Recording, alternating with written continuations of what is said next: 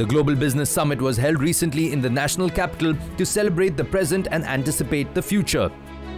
Since its inception in 2015, the Global Business Summit has emerged as Asia's premier meeting place where global thought leaders and experts congregate to discuss ideas and actions for the future. It is an unparalleled gathering where we not only reflect on the past and present, but also anticipate the challenges and opportunities that lie ahead in the ever-evolving global business landscape. The gala event was graced by the Prime Minister of India, Shri Narendra Modi. During his address from the podium of ET NOW GBS, PM Modi proudly announced that the world has now reposed its trust in India and this is India's time. Friends, global business summit की team ने इस बार summit की जो theme रखी है, मैं समझता हूँ वो थीम इटसेल्फ बहुत अहम है। ये टाइम पीरियड, ये कालखंड वाकई अभूतपूर्व है। एक प्रकार से वर्चुअस साइकिल शुरू हुई है। ये वो समय है जब हमारी ग्रोथ रेट लगातार बढ़ रही है और हमारा फिस्कल डेफिसिट घट रहा है। ये वो समय है जब कंजम्पशन और कॉरपोरेट प्रॉफिटेबिलिटी दोनों बढ़ रहे हैं और बैंक एनपीए में रिकॉर्ड कमी आई है।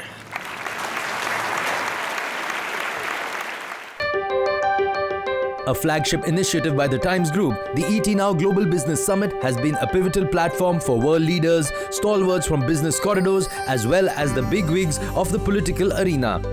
The 8th edition of ET NOW Global Business Summit was also graced by the presence of the Union Home Minister and Minister of Cooperation, Government of India, Shri Amit Shah.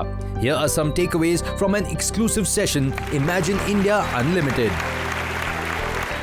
देश में एक प्रकार से ideal स्थिति तो है कि ideology के बेस पर सभी पार्टियां अपना पॉलिटिकल निर्णय करें, मगर ऐसा हो नहीं पाता है। भारतीय जनता पार्टी अपनी आइडियोलॉजी, अपने एजेंडा और अपने प्रोग्राम के साथ अपनी जगह पे स्थिर खड़ी है। कई साथी आते हैं, कई साथी चले जाते हैं। जाने में दो प्रकार की चीज़ें होती हैं। कई बार घटनाओं के कारण जाना पड़ता है, कई बार पर्टिकुलर स्टेट की पॉलिटिकल इक्वेशन के कारण वो जाते हैं। मगर भारतीय जनता पार्टी ने किसी को कभी एनडीए से नहीं निकाला है। हमेशा हमने गठबंधन का धर्म निभाया है। कई ऐसी जगह हैं जहां पर हम बड़े दल बनकर भी चुनकर आए, परंतु छोटे दल को हमने मुख्यमंत्री बनने का मौका दिया। कई ऐसी जगह हैं जहां हमें पूर्ण बहुमत मिला, फिर भी हमने साथियों को सरकार में महत्वपूर्ण स्थान दिया और हर बात में साथ में रखने का प्रयास किया। मैं मानता हूं कि हम फैमिली प्लानिंग में जरूर मानते हैं, मगर पॉलिटिक्स में फैमिली प्लानिंग में नहीं मानते। कुनबा बड़ा हो, ये हमारा हमेशा का प्रयास है और हम इनका स्वागत भी करते हैं। Next in line was an exclusive panel discussion on the topic of business resilience in the customer-centric era. Speaking at the session, Nikhil Mathur, Managing Director India GfK, which is an NIQ company, said that leading, not just following, is crucial. Innovation isn't solely about premium positioning, it's about pursuing value-driven strategies for breakthroughs. But before that, let's hear what he said in his short presentation. And I want to share that 2023 was a landmark year where two industry leaders, NIQ and GfK, combined together, created a global reach of reaching 100 plus markets, and which represents almost 90% of the population. And we are acknowledged as the leading consumer intelligence company in the world. In my view, with this complexity and ever-changing scenarios, there are three broad trends which are the levers which impacts the growth. The first one is the tech disruption. I think yesterday we discussed a lot on artificial intelligence, generative AI, and this is something which is believed that it's in next 5 to 6 years is going to contribute almost 1.1 to 1.6 trillion to India's GDP. Now, this is something which is going to shape up the productivity, it's going to shape up the efficiency, and definitely help in the growth trajectory. The second bit is about building a data culture. I think information is power, and it is important for organizations to really build a rock-solid data culture within the organization. Having said this, GfK did a global survey of CMOs, and it found out that almost 1/3 of the global leaders see that within their organizations, data is still, they're not able to collate the data from all the sources. Second is almost 30% of the leaders felt that there's an internal resistance to accept the changes. I think this is a big challenge, but not difficult to solve. The third one is diversification. And when I say diversification, it's something which is important in the life and oxygen of companies. It is said that the organizations, if their model will be viable for next 10 years if they continue to operate in the same way. So therefore, diversification is something key. Secondly, it's so important to see that almost 40% of the CEOs globally, they believe that the actions that they have to take in next 3 years or 5 years is something around building an organization which is new products and services, organization which creates partnerships, and the whole ecosystem. I think overall the mood is positive. There's enough opportunity, so therefore diversification will play an important role. There's a lot of optimism about India as economy, and that's true. And when I look at the last one, which is talking about the maturity of the data curve, so I think we're talking about this technology disruption, and since a lot of people have said that it's at the starting point, so there's a lot of opportunity for all of us to grow. So on this note, let's start this exciting panel discussion. Thank you. Manish, for a company like Kenvue, it was really critical to sort of de-risk your supply chains at the same time managing that manufacturing did not really get impacted. How did you keep things going during the pandemic? We actually did few things.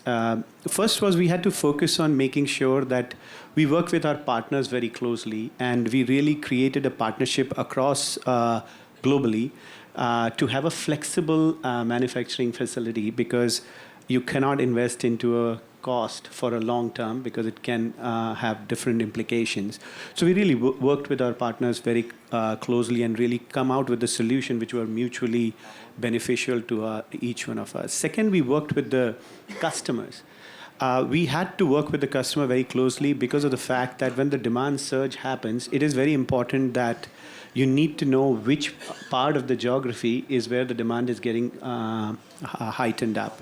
And we worked with our customers very closely through digital technology to make sure we anticipate the demand. Not only we anticipate the demand, and then we obviously supply to that demand with our supply chain model.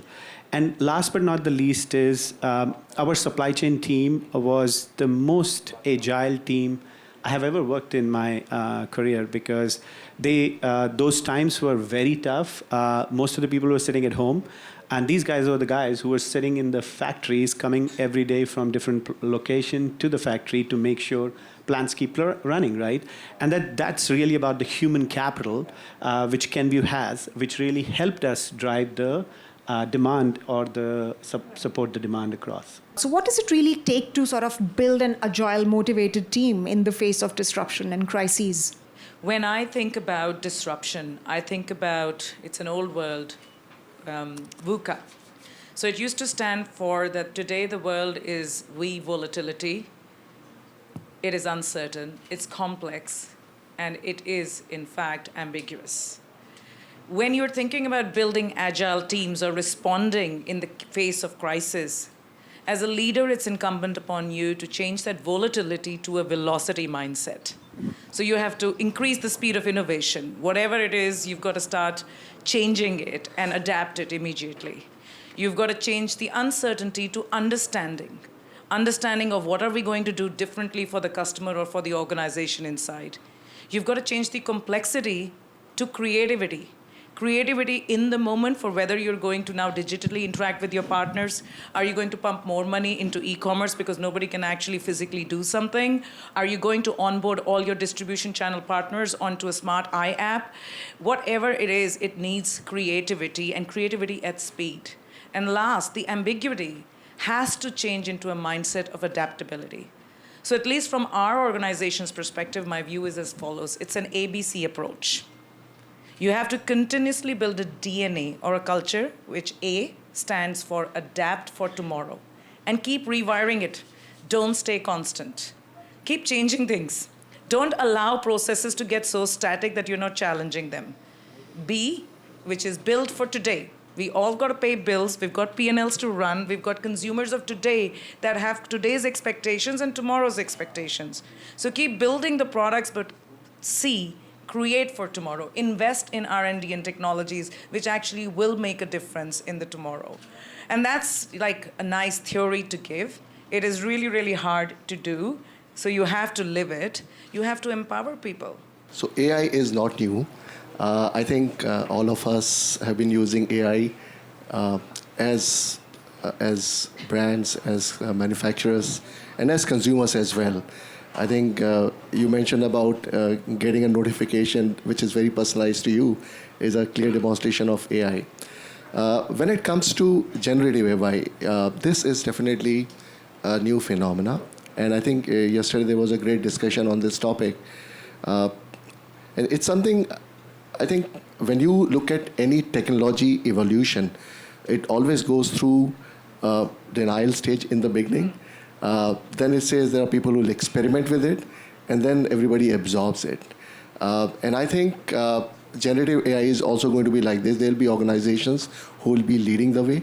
There'll be organizations who will be actually are waiting and watching because there might not be a real use case for them because there's a big buzz around this whole generative AI. What it does is it actually simplifies and bring efficiency in the task, and it doesn't take away all the jobs that are around. So I think that is so important to understand that where do you use generative AI in your business process, in your engagement with customers, in your new innovation process. I think those are the things which will fall in place. So in my view, I think there are organizations who are already experimenting and keeping a separate budget aside. They are preparing their teams for this. And the other organizations will fall through this. In my view, I think it's not a matter of if, but it's a matter of when they will start. This into three buckets. And, the buzzword till last year used to be big data. There couldn't be a single conversation without using these two words. But AI has very intelligently and smartly made it more meaningful and within reach. So what we are doing, I'll give you three examples. The first thing is that we have a huge and extensive force connecting us to doctors, to HCPs, because we believe in our science. Halion's purpose is everyday health with humanity. What that means is that if the doctor understands the science behind our molecule, that doctor believes in that science when she's prescribing it to the patient. Now, what we did was, nobody really, and especially dentists, everybody hates going to dentists. 4% of India goes to dentists. That also when you really are left with no choice. One of our lead brands is Sensodyne. And the mission has been about spreading the message of awareness of tooth sensitivity, actually letting people know that this is the pain that you're struggling with, and you needn't do it. You needn't struggle with that. We actually, last year in October, mounted a program called, for World Dentist Day, we called it Thank You Doctor, Doctors of Joy. It was hashtag Doctors of Joy. And we said, you spread happiness. You bring the smile back to a person's face, actually. What we did was, through AI, we actually got data of 50,000 doctors. We personalized the message to them. They were really pleased with that little touch of humanity. They made it as their DP icon. They were so pleased with it. What does that do for a business? Just a huge heart connection with doctors, because they are our primary advocates. It's not transactional as a business then, it's more emotional, that this is the business that took the time to thank us. That's one. Second is from a consumer perspective. There are so many ways. For example, personalization. I collect huge reams of data, and at the same time, when I'm talking to you, if you're sitting in Chennai versus if you're sitting in Mumbai, and it's raining in Chennai, but it's sunny in Mumbai for a change, I am able to tell you to go have your hot tea without bothering about sensitivity. But at the same time, I'm able to customize that go have your ice lolly because you're sitting in Mumbai and it's not raining out there and it's humid out there at this point in time. So I'm able to personalize and contextualize exactly at the same moment that piece of comms so that it's more meaningful to you. So it's meaningful connections, it's collecting big data, and more importantly, last but not the least, it's really good ROI. We have to start from a very simple perspective of AI. AI sits on the data, right? Anything that you do, if you need to have a good data to really give you good outcome, and then only you can train models and things around this. So I think the first level is already kind of, most of the organizations have adopted in terms of chatbots, right? Does that give customers a good experience? Yes and no, right? People still want to reach out to a customer care executive and talk. So I think the way generative AI and these next models are going to help is make that interaction a little more human. That's very important because you're moving from a very simple transaction, yes, no, click this, to understanding what the customer needs, and you make the user experience better.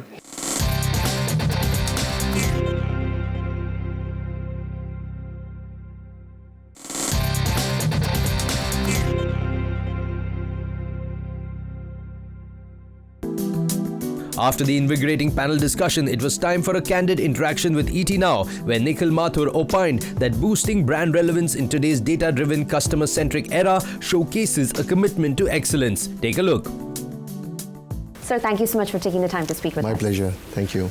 All right, sir. As contemporary marketers, they have an arsenal of strategies, right, in their kitty. Yeah. But the challenge becomes consumer preferences, of course, never stop evolving. Right. So how do those marketers keep pace? I think what's really happening is one needs to be really close to the consumer.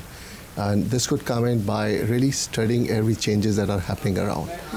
It's seen that the data literacy within the organizations is increasing. Right. And what they're doing is they're really becoming important aspect of saying how do you follow consumer, the changing bits around it.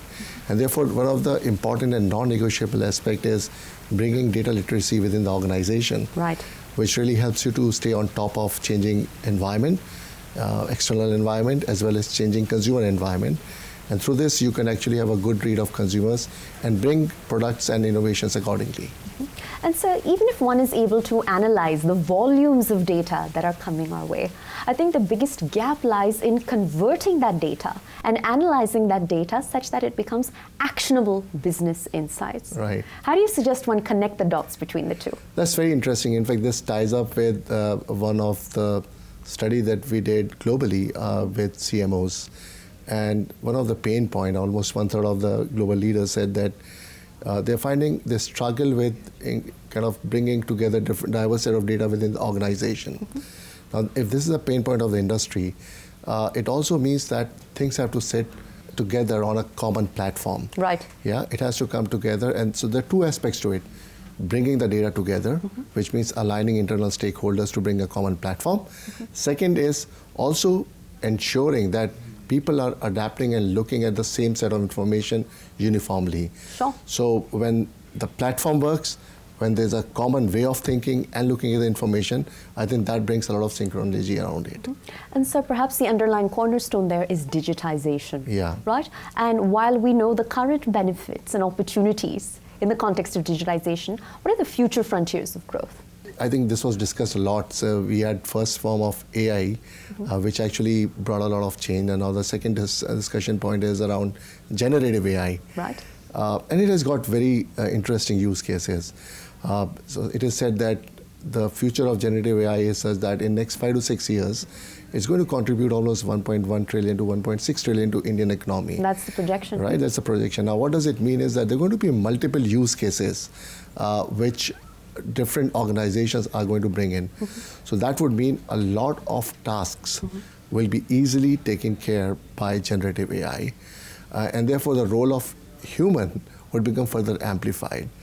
The second is the innovation cycle will become much faster. It's going to really help in research and development. It's going to help in simulating a lot of things and predict the future aspects of it. So I think this is a very exciting time when generative AI can really bring essential tools in hands of manufacturers and brands so that they can really plan their strategies very well and can simulate much faster. So I think the quick answer is it brings in productivity, it brings in speed, and I think the faster turnaround to the market would be really a critical way of growing the business. Well, to play devil's advocate for a moment, and you've outlined many of the bright spots and the reasons for optimism, what are the reasons for concern, right? Because digitization is not all positive, and cutting-edge technology is not all roses, right? So I'd love your take on how we navigate some of the darker sides of digitization. Yeah, I think so. The big aspect is that this whole AI or generative AI, they work on the set of data. And therefore, one needs to really ensure that the challenges around data privacy, the challenges around cybersecurity, authenticity, everything is kind of taken care of. So I think one has to, as it evolves, the organizations who are developing this technology, the organizations who are using this technology, they have to put certain controls, guardrails in places so that it doesn't go out of thing. So it's like, too much of everything is bad. Right. But when you use it in the right way, in the right quantity, I think it gives you enormous results. Well, sir, we wish you all the very best for what lies ahead. Thank you for joining us here at the Global Business Summit. Thank you so much. Thank you. The 8th glorious edition of the Global Business Summit, a flagship initiative of the Times Group, has brought together visionaries, thought leaders, heads of state, policy makers to cohesively demonstrate India's potential and technological prowess to the world. This is our digital public infrastructure. I'm sure you would have known about it. I wouldn't go in detail. I just want to have your attention on the structure, the architecture. The architecture is very unique because this is an architecture of public-private partnership, where the government put the investment in creating one platform, and in this platform, we added close to 500 plus banks, close to 50 million merchants, many startups, and about 335 million users. That number has gone to 400 million, we'll update it. So this is the pace at which volume transactions are happening, and this structure allows any new person to be a part of this digital success. This is our Prime Minister's vision of democratizing technology. Thank you. On the issue of fake news, the government, of course, has announced the fact-check unit. Recently, the Bombay High Court has asked a third judge to opine on the same. And, of course, it's asked the government to go ahead and establish or empowering the central government to establish a fact-check unit. In light of what the Bombay High Court has said, there's been a lot of divided opinion as to what really constitutes the fact-check. There are those who are saying, how can the government sit in judgment about a news in which the government itself may be a party? I think some of these issues, Madhav, the debate is driven by people who really haven't understood it fully and still dive in and opine. The internet, as somebody said, is now become a place where the Nobel Prize winner and the village idiot both have to talk to each other as if they were equals. So there is a lot of that going on. The fact-check unit of the government was certainly not meant to be anything other than a help for those platforms who wanted to label misinformation but did not have any other way to label the misinformation except with help from the government. So this was about simply a way of making sure platforms were getting the help from the government to decide what is patently false and what is not patently false. But would you be okay with state governments, for instance, setting up? We've seen that happen as well recently. Look, I mean, I'm okay with you setting it up either, as well. But my point is that under the law, the internet can be regulated by the government of India. And the statutory powers for regulation come only to the government of India. So if a state government wants to set up a fact-check unit which will advise platforms on what is right and wrong about its government work or some piece of information about the government, they are welcome to do so. We have independent private fact check units even today.